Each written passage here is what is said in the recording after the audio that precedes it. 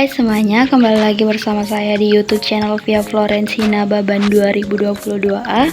Di sini saya akan menjelaskan materi tentang apresiasi puisi, di mana kali ini kita akan membahas mengenai bedah puisi.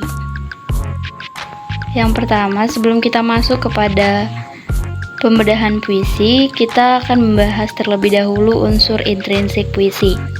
Yang pertama yaitu tema.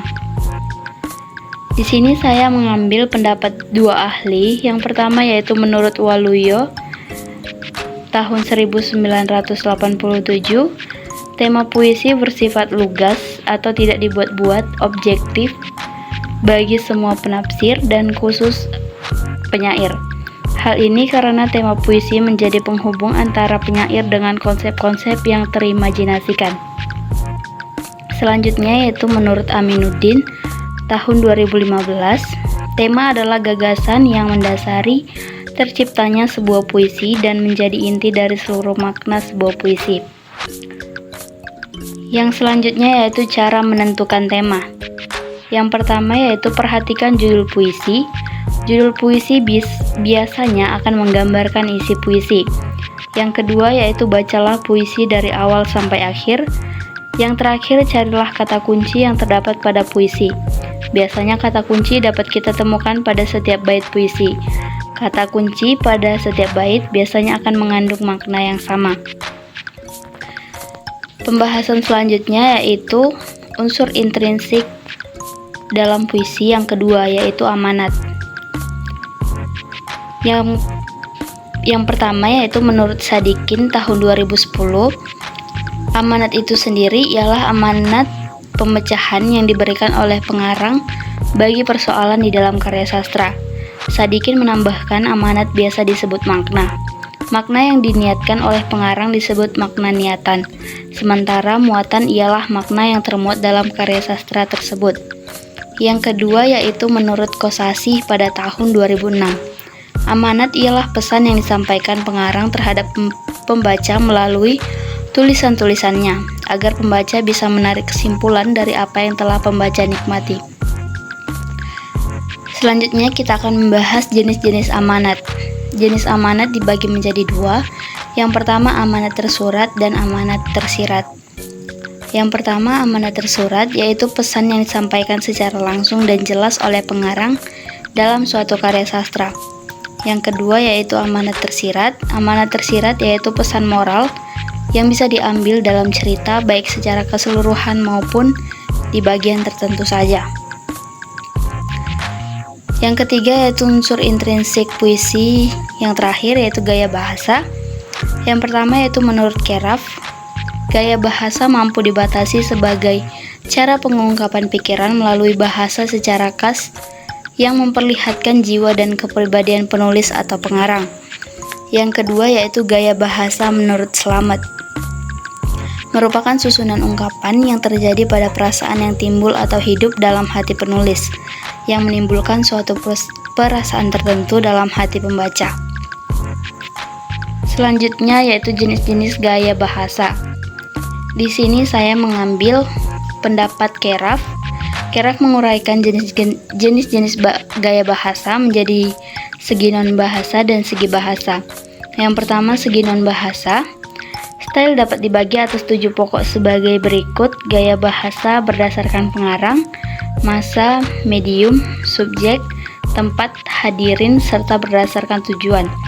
Yang kedua yaitu segi bahasa.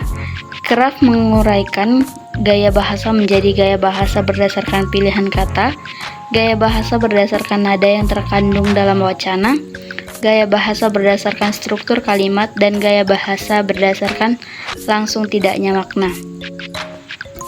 Pembahasan selanjutnya kita akan masuk ke pembedahan puisi.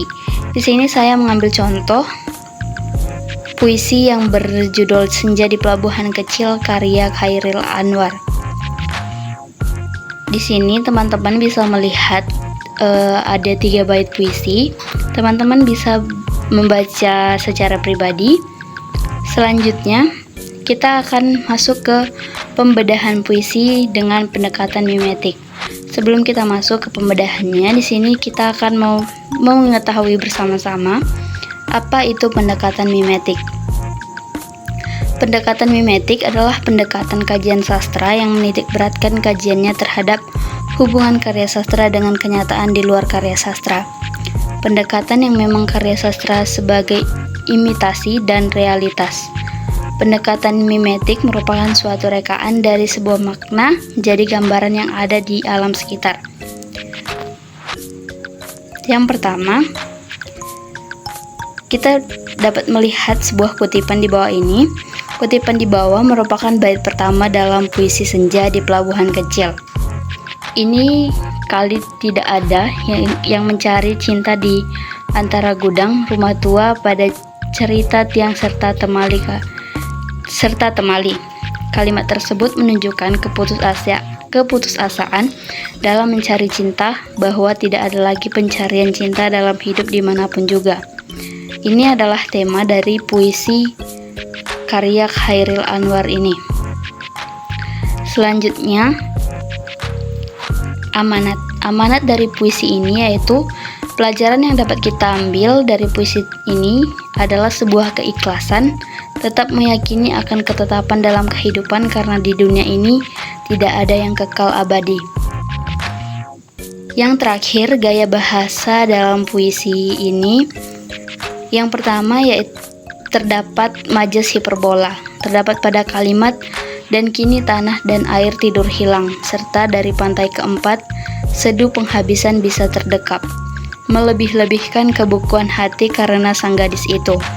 Yang kedua yaitu terdapat majas personifikasi, terdapat pada kalimat rumah tua pada cerita, ada juga kelepak elang menyinggung muram, desir hari lagi berenang, dan kini tanah dan air tidur hilang ombak dan seduh penghabisan bisa terdekap. Pada kalimat-kalimat tersebut, pengarang mencoba menghidupkan rumah tua yang seolah-olah mampu bercerita dan menghidupkan kelapak elang yang mampu mencerminkan perasaan orang yang sedang muram. Selanjutnya, pengarang juga berusaha menidurkan tanah air sehingga merasa dalam kebukuan hati seseorang yang dijelaskan. Baik, sekian penjelasan dari saya mengenai pembedahan puisi di apresiasi puisi. Kiranya dapat berguna dan bermanfaat untuk teman-teman sekalian. Thank you for watching. Sampai jumpa di video selanjutnya. Bye-bye.